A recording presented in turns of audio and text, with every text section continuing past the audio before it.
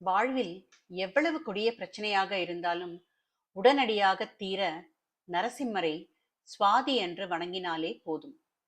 பஞ்சபூதங்களில் ஒன்றான காற்றுக்கு அதிபதி வாயு. வேகமாக செல்வதில் நிகரற்றது காற்று. வாயு வேகம் மனோவேகம் என்று சொல்வர். இதயத்தில் எதை நினைத்தாலும் அந்த கணமே மனம் அங்கு சென்றுவிடும்.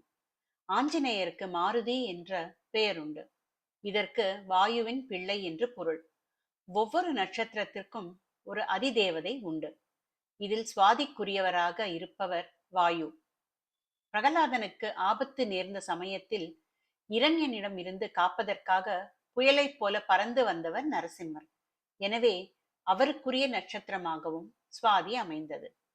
வாழ்வில் எவ்வளவு கொடிய பிரச்சனையாக இருந்தாலும் உடனடியாக தீர நரசிம்மரை சுவாதி என்று வணங்கினால் போதும், அருள் புரிய பறந்து வருவார். பாதாதி கேசம் கேசாதி பாதம். பொதுவாக அடியார்களும் புலவர்களும் இறைவனின் பாதத்தில் இருந்து உச்சி முடிவரை ஒவ்வொரு அங்கமாக போற்றி பாடுவர்.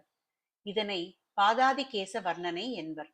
ஆனால் நம்மாழ்வார் இதற்கு நேர்மாறாக பெருமாளின் முடியிலிருந்து திருவடி வரை பாடினார். இதை கேசாதி பாதம் என்பர்.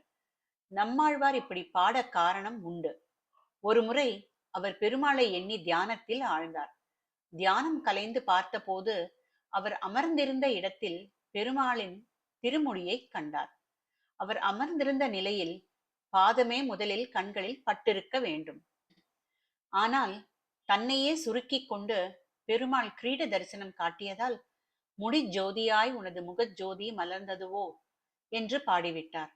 நிஜமான பக்திக்கு ஆண்டவன் கட்டுப்படுவான் என்பதற்கு இந்நிகழ்ச்சி ஒரு உதாரணம். ஸ்ரீ கிருஷ்ணா, உன் திருவடிகளே சரணம்.